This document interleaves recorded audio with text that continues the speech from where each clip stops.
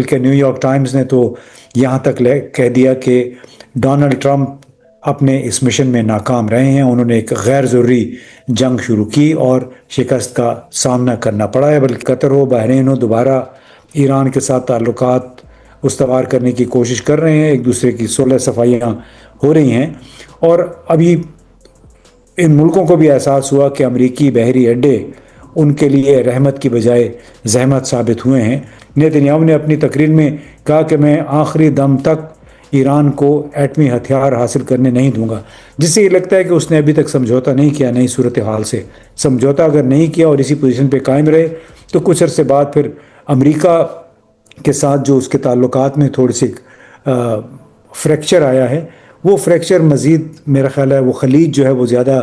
گہری ہو جائے گی. اتنی آسانی سے اب اسرائیل اپنی باتیں نہیں منوا سکے گا. غالباف نے یہ بات بڑے واضح طور پہ کہی ہے کہ جنگ کے بعد اب نئے بلاک بنانا ضروری ہو گیا ہے، اور اس کے ساتھ ساتھ انہوں نے کہا کہ ہماری چین کے ساتھ جو شراکت داری ہے وہ اب مزید گہری ہوگی. تو انہوں نے بہت بڑی بات کہی ہے اور ایک بڑا واضح اشارہ دیا ہے کہ ایران اب کوشش کرے گا کہ جتنے بھی ممکن ہو اسلامی ممالک کو اپنے ساتھ ملائے، ان پہ مشتمل ایک نیا بلاک تشکیل دے. ایک ویلکم جی سیاست ڈاٹ پی کے سے میں ہوں فکار بغاؤ. اس وقت میرے ساتھ موجود ہیں Imtiaz Gul sahab. Sir it's pleasure to host you. Thank you very much. السلام علیکم جی. وعلیکم السلام. سر امریکہ کا اور ایران کا معاہدہ ہو گیا. پوری دنیا کہہ رہی تھی کہ شاید کوئی بہت بڑا ایک کیوس تھا اور یہ بڑھتا جائے گا، اور اچانک سے معاہدہ ہو گیا. اور معاہدے کے بعد ایرانی صدر کا پاکستان کا دورہ ہوا. اس ساری ڈیولپمنٹ کو سر کیسے انالائز کرتے ہیں آپ؟ دیکھیں یہ بڑی اچھی بات ہے پاکستان کے لیے بھی دنیا کے لیے بھی کہ ایک معاہدہ ہو گیا. اس کے نتیجے میں معاہدہ دیکھیں یہ ہوا ہے جنگ بندی کا، اور اس دوران ابھی بات چیت ہونی ہے. یہ ہمیں ذہن میں رکھنا چاہیے، اور اس میں بڑے تیکھے بڑے مشکل سوالات ہیں جو ایران نے سامنے رکھے ہیں اور امریکہ نے اس کا جواب دینا ہے. اب بنیادی طور پہ کافی ساری باتیں میرا خیال ہے ایک دوسرے انہوں نے مانی ہوئی ہیں. اتفاق رائے کسی اصول اتفاق رائے ہوا ہے، لیکن اس پہ مرحلہ وار غالباً عمل ہوگا. اور اچھی بات ہے اس میں تمام ممالک نے پاکستان پر اعتماد بھی کیا. پاکستان ابھی بھی اس پروسیس میں شامل ہے. وہ الگ بات ہے کہ قطر نے اس وقت لیڈ سنبھال لی ہے، اور بنیادی طور پہ جتنے سرکاری بیانات آ رہے ہیں ان مذاکرات کے حوالے سے وہ اب قطر دوحہ سے آ رہے ہیں. لیکن دنیا بھر نے اس پہ سکھ کا سانس لیا ہے، اور اس کی بنیادی وجہ یہ تھی کہ خود امریکہ کے اندر بھی جنگ کی وجہ سے جو بے یقینی پیدا ہوئی تھی اس نے ایک ہیجان پیدا کر رکھا تھا دنیا کی مارکیٹس میں بھی، امریکہ میں بھی. وہاں بھی تیل کی قیمتوں میں غیر معمولی اضافہ ہوا گزشتہ 3 مہینے کے دوران. تو اس لیے ڈونلڈ ٹرمپ کو مجبور ہونا پڑا. بلکہ نیو یارک ٹائمز نے تو یہاں تک کہہ دیا کہ ڈونلڈ ٹرمپ اپنے اس مشن میں ناکام رہے ہیں. انہوں نے ایک غیر ضروری جنگ شروع کی اور شکست کا سامنا کرنا پڑا ہے. بلکہ اب تو یہ بھی اندازہ لگایا جا رہا ہے کہ براہ راست جو امریکہ کے نقصانات تھے کوئی 40 ارب ڈالر کے برابر اس کے اخراجات اور نقصانات ہوئے ہیں، جو کہ بہت زیادہ نہیں ہیں. لیکن بہرحال چونکہ امریکہ میں شٹ ڈاؤن ہے، یعنی ابھی تک اگلے سال کا جو بجٹ ہے اس پہ اتفاق رائے نہیں ہو، بلکہ رواں سال کا جو بجٹ ہے اس پہ مکمل اتفاق رائے نہیں ہو سکا ہے. اس وجہ سے موجودہ حالات میں 1 ارب ڈالر کی بھی بڑی اہمیت ہے. تو اس تناظر میں اگر دیکھیں تو اچھی بات ہے کہ مفاہمتی یادداشت پہ دستخط ہوئے، اور اس کے نتیجے میں اب ٹیکنیکل مذاکرات ہو رہے ہیں. سر یہاں پر ایک اور مسئلہ ہے نا، وہ اسرائیل ہے، اور اسرائیل کے لبنان کے اوپر اٹیکس ہیں. امریکہ کہہ رہا ہے کہ جنگ بندی ہوگی یا لبنان کے اوپر اٹیکس نہیں ہوں گے، مگر اسرائیل مانتا ہوا نظر نہیں آ رہا امریکہ کی بات. تو یہ پھر آگے بات کس طرف جائے گی؟ یہ تو امریکہ پہ ہے کہ کس حد تک اسرائیل سے اپنی بات منواتا ہے، کیونکہ اسرائیل بہرحال امریکہ کی باتیں مکمل طور پہ نظر انداز نہیں کر سکتا. اب تک یہ جو ایک بالکل جو بلینک چیک ملا ہوا تھا اسرائیل کو وہ ابھی حاصل نہیں ہے. جب تک ڈونلڈ ٹرمپ صدر ہیں اس وقت تک میرا خیال ہے اسرائیل کو وہ حیثیت حاصل نہیں رہے گی جو کہ مفاہمتی یادداشت پر دستخط ہونے سے پہلے تک حاصل تھی. کیونکہ مفاہمتی یادداشت پر دستخط جنگ بندی کے لیے بنیادی طور پہ امریکہ کا ایک اعتراف حقیقت تھا کہ وہ جنگ کے ذریعے وہ مقاصد حاصل نہیں کر سکے جس کی وجہ سے انہوں نے زبردست قسم کی بمباری کی ایران پر۔ ایک البتہ ڈونلڈ ٹرمپ نے یہ بات واضح کیا کہ لبنان پہ بھی بمباری کو روکنا پڑے گا، وہاں سے اسرائیلیوں کو پیچھے ہٹنا پڑے گا۔ اسرائیل کس حد تک وہ بات مانتے ہیں، اگر نہیں مانتے تو میرا خیال ہے لیوریج پھر بھی امریکہ کے پاس ہوگی، اور وہ دو صورتیں اس کی کہ امریکہ اسرائیل کی 3 سے 4 ارب ڈالر کی فوجی اور اقتصادی امداد وہ بند کر سکتا ہے، ساتھ ہی ساتھ جو بڑے دفاعی نظام ہیں، آئرن ڈوم جس کو کہتے ہیں، یعنی پیٹریوٹ میزائل وغیرہ، ان کی فراہمی روک دے۔ دوسرا جو بڑا نقصان ہوا ہے یہ 3 مہینے کی جنگ کا، کہ اسرائیل تقریباً اکیلا رہ گیا ہے اس خطے میں سوائے متحدہ عرب امارات کے، اور امریکہ کو بھی اس بات کا احساس ہے کہ بہت زیادہ عرصے تک آپ اس کو ایک کہتے ہیں نا پیمپرڈ چائلڈ، کہ ایک ایسا بچہ جو کہ جس کی عادتیں بگڑ چکی ہیں، اسرائیل کو ایک بگڑے ہوئے بچے کی طرح ٹریٹ نہیں کر سکتے ہیں، بلکہ اس کی وجہ سے امریکہ نے ایران کے خلاف جنگ میں حصہ لیا، اس کی وجہ سے خلیج کے دوسرے بڑے ممالک جس میں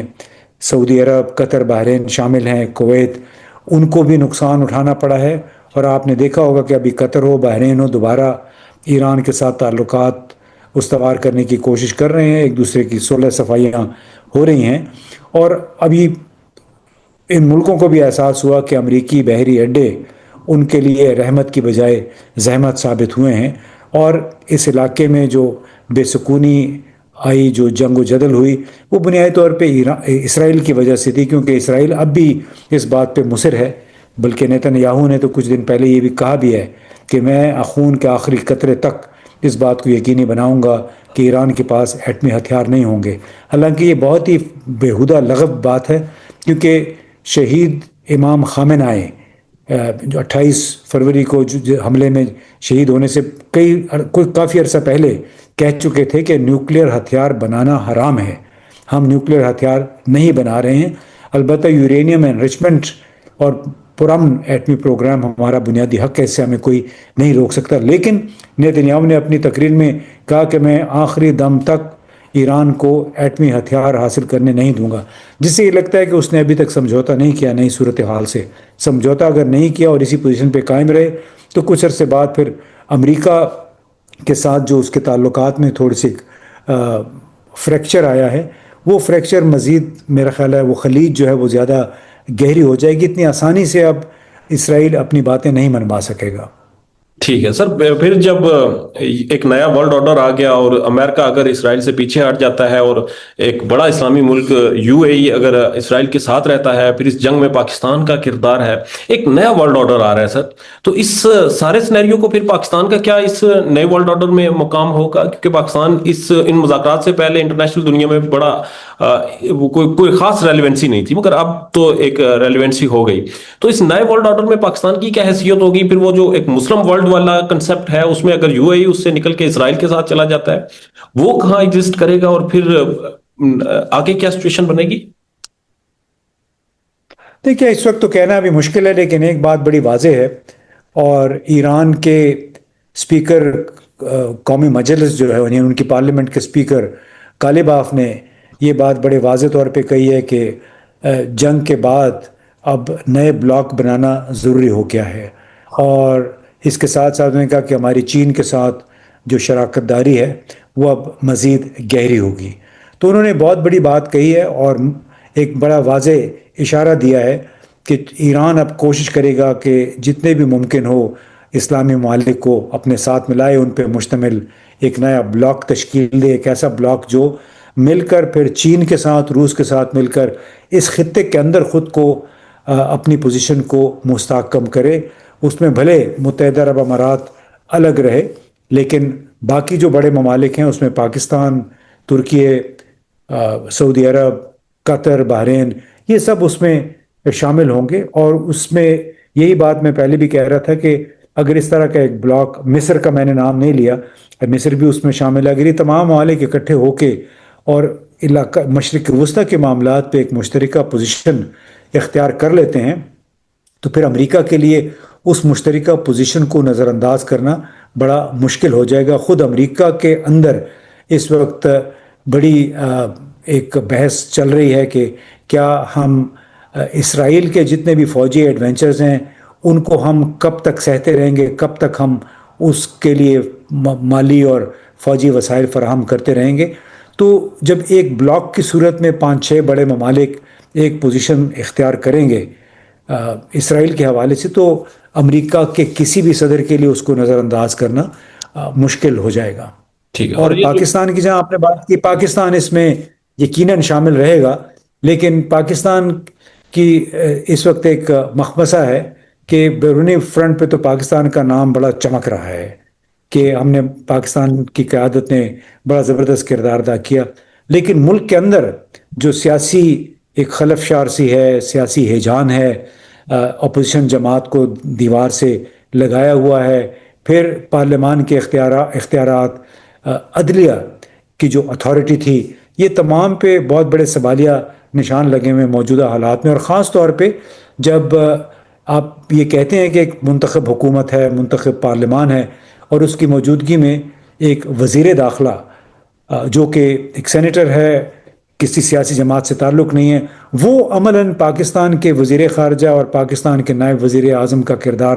ادا کر رہا ہے. تو اس صورت میں پھر سوال یہ اٹھتا ہے کہ کیا یہی ماڈل پاکستان کے اندر قائم رہے گا؟ کیا پاکستان کے اندر سیاسی بے چینی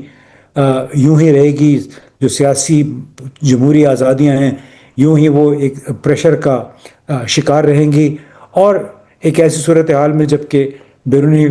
سطح پہ، بیرونی محاذ پہ پاکستان کی واہ واہ ہو رہی ہے، تو ایک بڑی متضاد سی صورتحال. دیکھیں، پاکستان بیرونی محاذ پہ تو بلا شبہ کامیابی حاصل کی ہے. کیا اندرونی محاذ پہ بھی پاکستان کے موجودہ حکمران کوئی خواہش رکھتے ہیں کہ اندرونی طور پہ بھی حالات کچھ بہتر ہوں، سیاسی اتفاق رائے میں اضافہ کیا جائے اور اس کی وجہ سے اقتصادی بحالی کا عمل شروع ہو، تاکہ پاکستان کے جو 25 کروڑ عوام ہیں ان کے لیے ریلیف کا کوئی سامان کیا جا سکے؟ کیا موجودہ جو ماڈل ہے جس میں ایک عملاً ایک غیر منتخب فرد ہیں جو کہ وزیر داخلہ ہیں، وہ بنیادی طور پہ اس وقت وزیر خارجہ کا کردار ادا کر رہے ہیں، وزیر اعظم اور آرمی چیف کے ساتھ ہر جگہ پہ موجود ہوتے ہیں، کیا اگر یہی ماڈل ہے، اور یہ ماڈل آپ کو معلوم ہے کہ ترکیے میں بھی ہے، وہاں ایردوان بیٹھے ہوئے ہیں 2002 سے، جنرل فتح السیسی مصر میں بیٹھے ہوئے ہیں 2017-18 سے میرا خیال ہے. تو اگر ایسا ہی ماڈل ہے اور پاکستان کے عوام نے یوں ہی سسکنا ہے اور ایک 2% جو اشرافیہ ہے، حکمران اشرافیہ، وہ پھلتی پھولتی رہے گی، تو معلوم نہیں کہ وہ اندرونی طور پہ کیا پاکستان واقعی کسی حد تک اقتصادی سیاسی استحکام کی منزل حاصل کر پائے گا یا نہیں. سر آخر میں یہ بھی بتا دیں کہ اگر یہ سارا سینیریو بنتا ہے تو کہیں نہ کہیں کسی بھی حکومت نظام کو سروائیو کرنے کے لیے معاشی طور پر مضبوط ہونا پڑتا ہے، جو کہ پاکستان اس وقت نہیں ہے. ایران کے اوپر سے یہ جو پابندیاں اس وقت ہٹائی جا رہی ہیں، اگر معاہدے کے اختتام کے اوپر یہ ساری پابندیاں ہٹ جاتی ہیں تو پاکستان کو کوئی معاشی طور پر فائدہ ہوگا یا اسٹیبلٹی ملے گی؟ دیکھیے، پاکستان کو پہلے بھی 2 بڑے مواقع ملے تھے. ایک دفعہ 1979-80 میں جب سوویت یونین نے افغانستان پہ قبضہ کیا، اور اس کے بعد دنیا بھر کی نظریں پاکستان پر لگ گئیں. اس کے بعد ہم نے دیکھا کہ اگلے 9 سال تک جنگ و جدل چلتی رہی، لیکن پاکستان کو اقتصادی طور پہ اس کا کوئی بڑا فائدہ نہ ہوا. اس طرح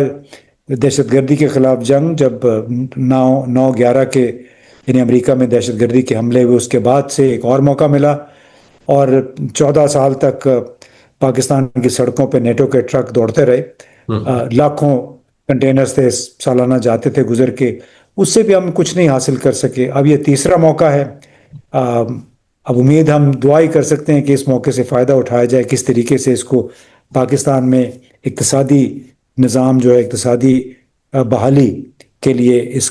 کو فائدہ اٹھایا جائے اس سے. کیونکہ پابندیاں ایران پہ سے ہٹیں گی تو ظاہر ہے پاکستان کے لیے بھی وہ مارکیٹ کھلے گی، اور نسبتاً سستی چیزیں، گیس، تیل، اور ایران کے اندر خود بہت ساری اشیاء جو ہیں مصنوعات وہ تیار ہوتی ہیں، سستی ہیں پاکستان سے،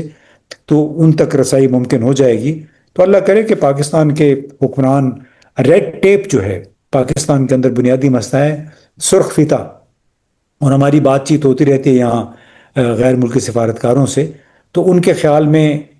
سرخ فیتہ چاہے وہ وزارت داخلہ کا ہے، چاہے وزارت خزانہ کا ہے، ایف بی آر کی صورت میں، چاہے کسٹمز ہیں، یہ جو ایک این او سی کی لانت ہے، نو آبجیکشن سرٹیفکیٹ کی، جو کہ ہر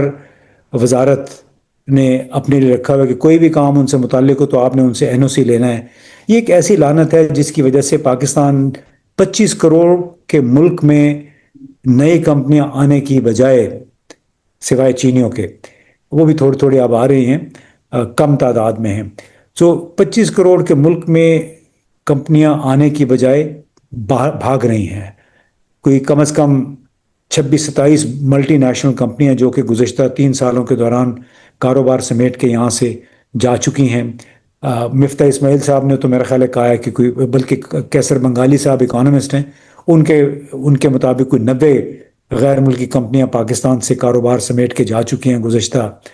4 سالوں میں. اور ہماری بھی جو بات چیت ہوتی ہے غیر ملکی نمائندوں سے، تو بنیادی وجہ ہے ریڈ ٹیپ، کہ ہر وزارت میں ایک کھڑکی کھلی ہوئی ہے، حکام پیسوں کی طمع رکھتے ہیں، توقع رکھتے ہیں، اور چاہتے ہیں کہ ہر کام ان کے دستخط سے ہو، جس کی وجہ سے لوگ یہاں آتے ہیں، کاروبار کی فضا دیکھتے ہیں اور مایوس ہو کے چلے جاتے ہیں ان ملکوں میں جہاں پہ واقعی ون ونڈو آپریشن ہوتا ہے، جہاں پہ واقعی ان کو ایف بی آر یعنی وزارت خزانہ، وزارت داخلہ کے چکر نہیں لگانے پڑتے، بلکہ آن لائن بہت ساری رجسٹریشن ہوتی ہیں، خود گھر پہ چل کے لوگ آتے ہیں، رجسٹر کر لیتے ہیں کاروبار کو. آپ کو ہیومن انٹریکشن جو ہے نا، یعنی کسی افسر کے ساتھ آپ کا براہ راست لین دین بہت کم ہوتا ہے. جب تک پاکستان یہ 19ویں صدی کے دقیانوسی گورننس نظام سے نہیں نکلے گا، اس وقت تک کسی بھی موقع سے بڑے پیمانے پہ فائدہ اٹھانا بڑا مشکل ہوگا. اور موجودہ حالات میں تو یہ انتہائی ضروری ہو گیا ہے پاکستان کو ہنگامی بنیادوں پہ ایک نیا گورننس کا طریقہ کار وضع کرنا ہوگا، تاکہ غیر ملکی سرمایہ کاروں کو، وہ تو دور کی بات ہے، اپنے سرمایہ کاروں کو اگر راغب کر سکیں، یہ باور کرا کے کہ آپ کے خلاف ایف بی آر والے نہیں آئیں گے آپ کا کھوج لگانے کے لیے، تو اس کے بغیر بڑا مشکل ہوگا اس ملک کو ترقی دینا.